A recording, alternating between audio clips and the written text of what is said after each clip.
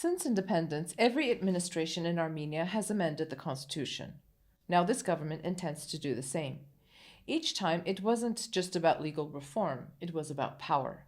Hello, I'm Maria Titizian, and welcome to It Has to Be Said.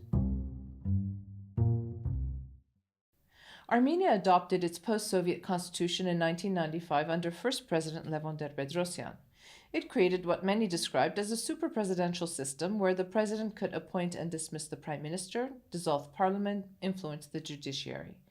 In 2005, under Robert Kocharyan, amendments were introduced, framed as bringing Armenia closer to European standards after joining the Council of Europe.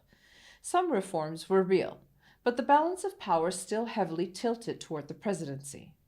And then came 2015. Third President Serge Sarkisyan initiated sweeping constitutional changes that transformed Armenia into a parliamentary republic. The presidency became largely ceremonial, and executive power shifted to the prime minister. At the time, Sarkisyan promised he would not seek office again. 3 years later, he did exactly that, becoming prime minister, although only for about a week, under the very system he had engineered.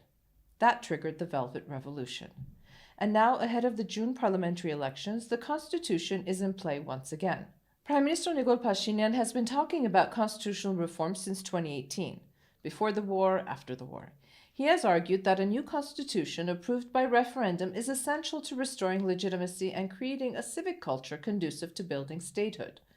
More recently, the need for a new constitution has been linked to changing geopolitical realities, including Azerbaijan's repeated demands that Armenia remove language it alleges implies territorial claims. But that's not the only constitutional conversation happening. Russian-Armenian billionaire Samvel Garabedyan's political team has announced that if their newly formed Strong Armenia Party wins a majority in parliament, they will amend Article 148 of the Constitution. Now, you may ask why. Because under current rules, a prime minister must hold only Armenian citizenship and have resided in the country for the previous 4 years. Garabedyan holds multiple citizenships and he lives primarily in Russia. The amendment would remove that barrier. So, here we are.